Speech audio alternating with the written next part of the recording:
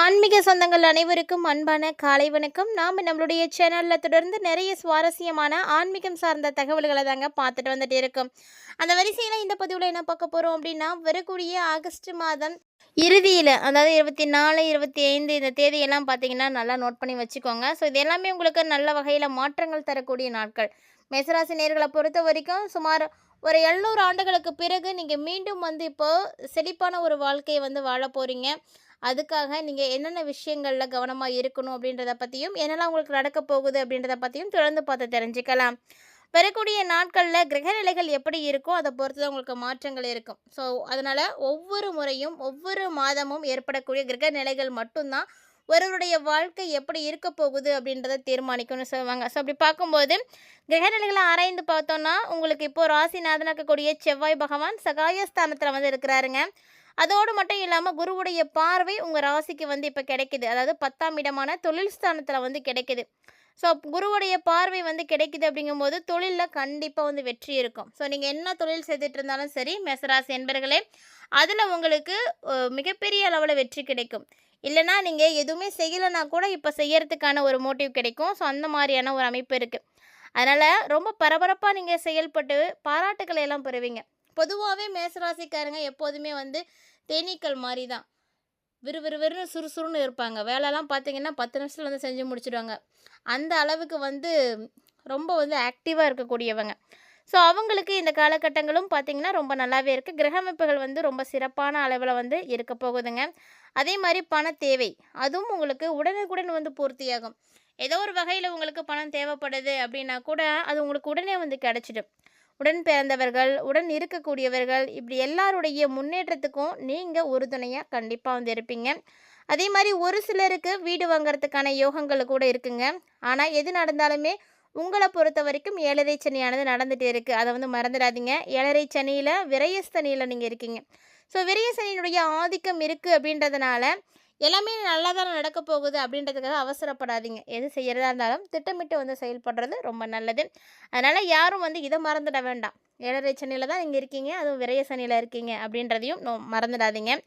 மேலும் உங்கள் ராசிக்கு பார்த்தீங்கன்னா 3 மற்றும் 6 இந்த இடங்களுக்கு அதிபதியாக இருக்கக்கூடிய கிரகம் தான் புதன் பகவான். அவர் என்ன பண்ண போகிறாருன்னா, இந்த வரக்கூடிய நாட்களில் சிம்மராசிக்கு போக போகிறாரு. ஸோ சிம்மராசிக்கு அவர் போகிறாரு அப்படிங்கும்போது உங்கள் ராசியில் பூர்வ புண்ணியஸ்தானம் வலுவடைய ஆரம்பிக்கும். பூர்வ புண்ணியஸ்தானம் வலுவடைஞ்சிச்சு அப்படின்னாலே ஒரு ப்ராப்ளமும் இருக்கவே இருக்காதுங்க. ஸோ அங்கே சூரியனும் ஏற்கனவே இருக்கிறார் அப்படின்றதுனால சூரியனும் புதனும் இணையக்கூடிய ஒரு நேரம் புத ஆதித்ய யோகம் உருவாகும். இந்த யோகம் பார்த்திங்கன்னா எல்லா வகைகளிலுமே நன்மைகளை தரக்கூடிய ஒரு யோகம்னு சொல்லுவாங்க. அதனால் மேசராசி நேயர்களுக்கு தொட்டது துளங்கக்கூடிய ஒரு அற்புதமான நேரம். எல்லா வகையிலையுமே எல்லா காரியங்களும் உங்களுக்கு வெற்றி கிடைக்கும். அரசாங்க வேலைக்கு முயற்சி செய்கிறீங்களா, உங்களுக்கு இப்போ அரசாங்க வேலை கிடைக்குங்க. அதுக்கான வாய்ப்பு கிடைக்கும். அண்ணன் தம்பி அப்படின்னு எல்லாருக்குள்ளே இருக்க கருத்து வேறுபாடுகள் எல்லாமே மறைய ஆரம்பிக்கும். பாக பிரிவினைகள்லாம் சுமூகமாக நடக்கும். கல்வி கலை இதுக்காக நீங்கள் எடுத்து வைக்கக்கூடிய முயற்சிகள் எதுவாக இருந்தாலும் கைகூடி வருங்க. அது மட்டும் இல்லாமல் எதிர்பார்த்த ஊதிய உயர்வு கிடைக்கும். உயர் அதிகாரிகள் உங்களுக்கு சப்போர்ட் பண்ணுவாங்க. நிறைய சலுகைகள் கொடுப்பாங்க. ஸோ இப்படியே உங்களுக்கு நடக்கக்கூடிய விஷயங்கள் ஒன்றுமே பார்த்தீங்கன்னா ஃபேவரபுளாக தான் நடக்க போகுது. அதனால் மேசராசி நேயர்களை பொறுத்த வரைக்கும் கவலை வேண்டாம். அது மட்டும் இல்லாமல் உங்களுக்கு பார்த்தீங்கன்னா துலா ராசிக்கு சுக்கிர பகவான் வேறு பயிற்சியாக போகிறாரு. ஸோ வரக்கூடிய நாட்களில் இந்த ஒரு பயிற்சி வேறு நடக்க போகுது. அதாவது 2, 7 இந்த இடங்களுக்கு அதிபதியாக இருக்கக்கூடிய கிரகம் சுக்கிர பகவான் உங்கள் ராசிக்கு. இவர் பார்த்தீங்கன்னா நீச்சம் பெற்று அதுக்கப்புறமா தான் சொந்த வீட்டுக்கு வராரு. ஸோ துலா ராசியில் சஞ்சரிக்கக்கூடிய சுக்கிரனால் எதிர்பாராத பணவரவு உங்களுக்கு இருக்குது. தொழில் ரீதியாக லாபம் கிடைக்கும். ஆடை ஆபரணம் இது எல்லாமே சேர்றதுக்கான வாய்ப்பு இருக்குது. ஏன்னா சுக்கிரன் அப்படின்னாலே கலைகளுக்கெல்லாம் அதிபதி.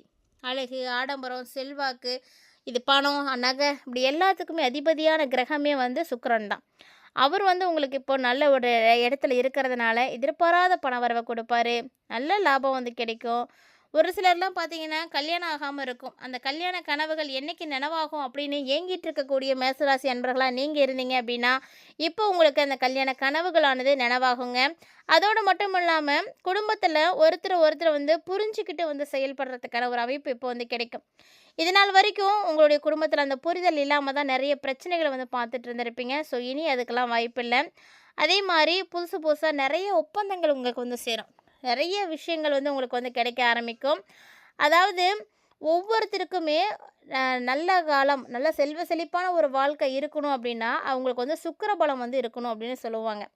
பொதுவா சுக்கிர பலம் அப்படிங்கிறது நல்லா இருந்துருச்சு அப்படின்னா, யாரும் உங்கள வந்து ஒண்ணுமே பண்ண முடியாதுங்க. அசைக்கவே முடியாது. அந்த விஷயம் வந்து நல்லா இருக்கணும். நல்லா இருக்கிறதுனால மட்டும் தான் உங்களால அக்கறை செலுத்த முடியும். எல்லா காரியங்கள்லயும் உங்களால ஈடுபட முடியும். அதுதான் உங்களுக்கு வெற்றிய கொடுக்கும். வாழ்க்கை துணையெல்லாம் பார்த்தீங்கன்னா, படிச்சு முடிச்சு வேலை இல்லாம இருக்கீங்க அப்படின்னா, அவங்களுக்கெல்லாம் இப்போ வந்து வேலை கிடைக்கும். இப்போதைக்கு வேலை கிடைக்கும். கண்டிப்பா கிடைக்கும். முயற்சி பண்ணுங்க. அதே மாரி வெளிநாட்ல இருக்கக்கூடியவங்களா இருக்கீங்க. உங்களுக்கு சிட்டிசன்ஷிப் வேணும் அப்படின்னு நினச்சிட்டு இருக்கீங்க. கிடைக்கவே மாட்டேங்குது. தள்ளி போயிட்டே இருக்கு அப்படின்னா, இப்போ முயற்சி பண்ணி பாருங்க. அந்த குடியுரிமை இப்போ உங்களுக்கு வந்து கிடைக்கும். கிடைக்காதவர்களுக்கும் கிடைக்கும். வேணும் அப்படின்னு நினைக்கக்கூடியவர்களுக்கும் இந்த டைம் வந்து கிடைக்குங்க. அதே மாரி பொது வாழ்க்கை.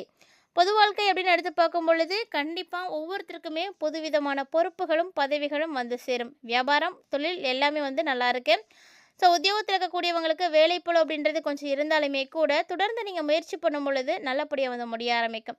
கலைஞர்களுக்கு பார்த்தீங்கன்னா, புதிய புதிய ஒப்பந்தங்கள் கிடைக்கும். மாணவ, மாணவிகள் எல்லாருமே ஆசிரியருடைய சொல் பேச்சு கேட்டு நல்லா படிப்பீங்க. அவங்களுடைய ஆலோசனைகள நீங்க ஏத்துக்கிறது ரொம்ப நல்லது. இதே மேசராசியுடைய பெண்களா இருக்கீங்க அப்படின்னா, வருமானத்த விட செலவு அப்படின்றது உங்களுக்கு கொஞ்சம் கூடுதலா தான் இருக்கும். இருந்தாலுமே கூட தொடர்ந்து நீங்க முயற்சி பண்ணுங்க. நல்லபடியா வந்து நெறைய விஷயங்கள் சாதிக்க முடியும். அதாவது மேசராசிக்காரங்களுக்கு இந்த டைம்ல இருக்கக்கூடிய கிரக சூழ்நிலைகள் பார்த்தீங்கன்னா, சொந்தமா வீட வந்து அமைச்சு கொடுக்குற மாரி தான் இருக்கு. ஸோ சொந்த வீடு வேணும் அப்படின்னு நினைக்கக்கூடியவங்களா நீங்க இருக்கீங்க அப்படின்னா, இதுதாங்க உங்களுக்கு ஒரு சரியான நேரம். முயற்சி பண்ணி பயன்படுத்திக்கோங்க. ஸோ மேலும் மேசராசி நேயர்களுக்கு பொறுத்து பார்த்தீங்கன்னா, வரக்கூடிய நாட்கள்ல எல்லாமே வெற்றிகள் மட்டுமே வந்து கிடைக்கக்கூடிய ஒரு அமைப்பா தான் இருக்கு. ஸோ வெற்றிகள் மட்டுமே கிடைக்கக்கூடிய ஒரு நேரத்தில, நீங்க எத நினைச்சு கவலைப்படணும்? சின்ன சின்ன விஷயங்கள மட்டும் கவனம் செலுத்திக்கோங்க. அதுவே போதும். ஏன்னா 7:30 சனி இருக்கு அப்படின்றதுனால தான் அந்த சின்ன சின்ன கவனமும், திட்டமிடலும் வேணும் அப்படின்னு சொல்றோம். 7:30 சனி பகவான் என்ன பண்ணுவார் அப்படின்னா, அப்பப்போ உங்களுக்கு வந்து டென்ஷன வந்து குடுத்துட்டே தான் இருப்பாரு. ஸோ அதுக்காக நீங்க டென்ஷனாவே இருப்பீங்க அப்படின்னு சொல்ல முடியாது. ஸோ ஏதோ ஒரு சமயத்தில் உங்களுக்கு அப்பப்போ அந்த டென்ஷன்லாம் வந்துட்டு போயிட்டு தாங்க இருக்கும். ஸோ ஆரோக்கியமா இருக்கணும், டென்ஷன்லாம் குறைக்கணும் அப்படின்னா, அதுக்கான எக்ஸர்சைஸை வந்து நீங்கள் எடுத்துக்கோங்க. அடிக்கடி வந்து உடற்பயிற்சி செய்கிறது, தினமும் செய்கிறது ரொம்ப நல்லது. எல்லாருக்கும் வந்து நம்ம நல்லவங்களா இருக்கணும் அப்படின்ற அவசியம் கிடையாது இல்லையா? ஸோ எல்லாருக்கும் நல்லவங்களா இருந்துட்டோம் அப்படின்னா, நம்மளுடைய தேவைகள் அவங்களுக்கு வந்து தெரியாமலே போயிடும். எப்போது எப்படி இருக்கணும் அப்படின்றதையும் தெரிஞ்சுக்கோங்க. எல்லாருக்குமே நீங்கள் நல்லவரா இருக்கணும் அப்படின்னு நினச்சி உங்களை நீங்கள் வருத்திக்காதீங்க. ஸோ இடத்துக்கு ஏற்ற மாதிரி உங்களை மாற்றிக்கிறதுக்கு கண்டிப்பாக வந்து கற்றுக்கணும். நல்லவர்கள் வந்து இந்த காலத்தில் வந்து தேவையே கிடையாது அப்படின்னு தான் சொல்லணுங்க. ஏன்னா நம்ம ஒருத்தங்களுக்கு நல்லது தான் செய்வோம். ஆனால் அவங்க நமக்கு நல்லது தான் செய்வாங்க, நல்லது தான் நினைப்பாங்க அப்படின்னு கூட நம்மளால் எதிர்பார்க்க முடியாது.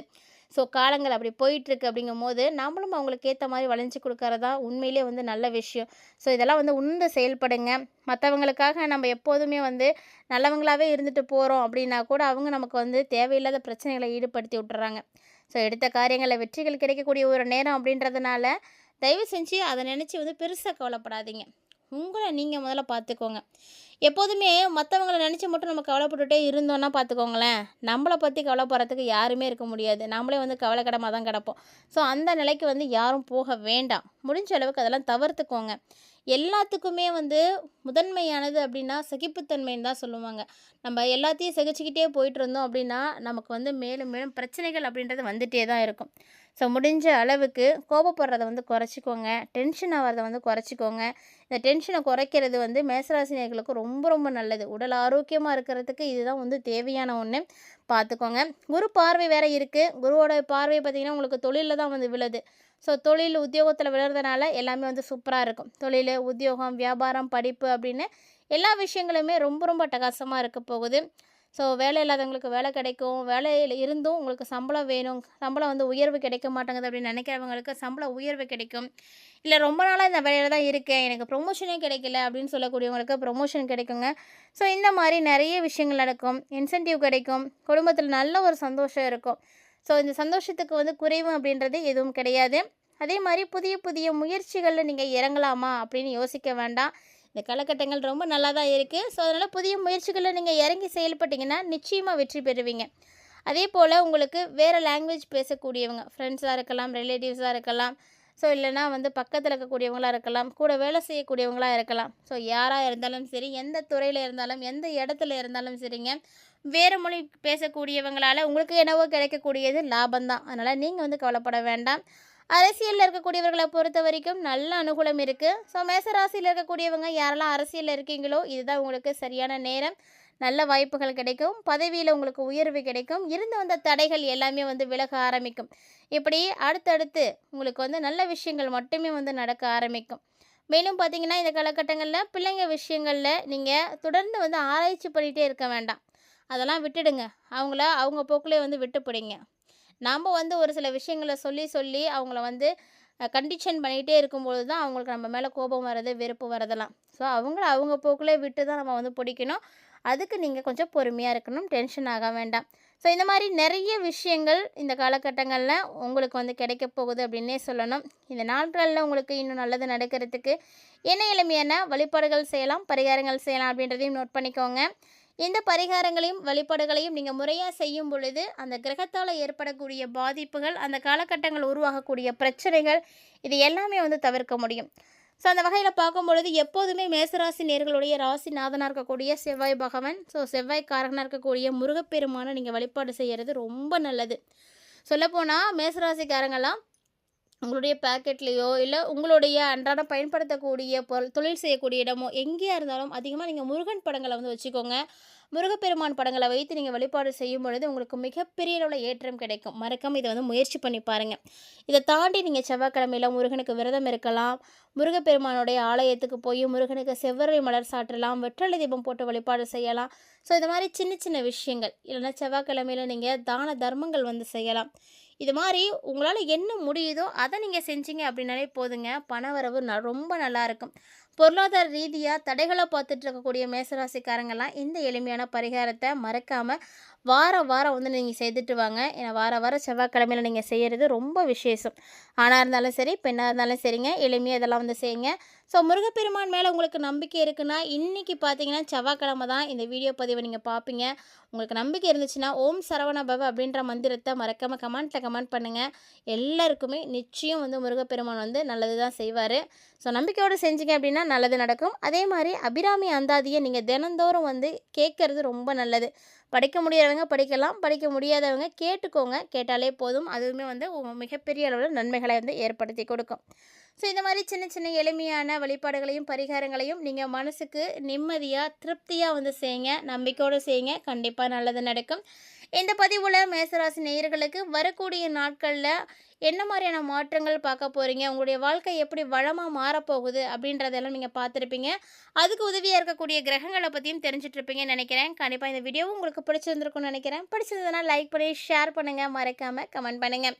மேலும் இது போல் நிறைய இன்ட்ரெஸ்டிங்கான தகவல்களை தொடர்ந்து பார்க்கணுன்னு ஆசைப்பட்டீங்கன்னா மறக்காமல் நம்ம சேனலை சப்ஸ்கிரைப் பண்ணிட்டு ஃபாலோ பண்ணிக்கோங்க.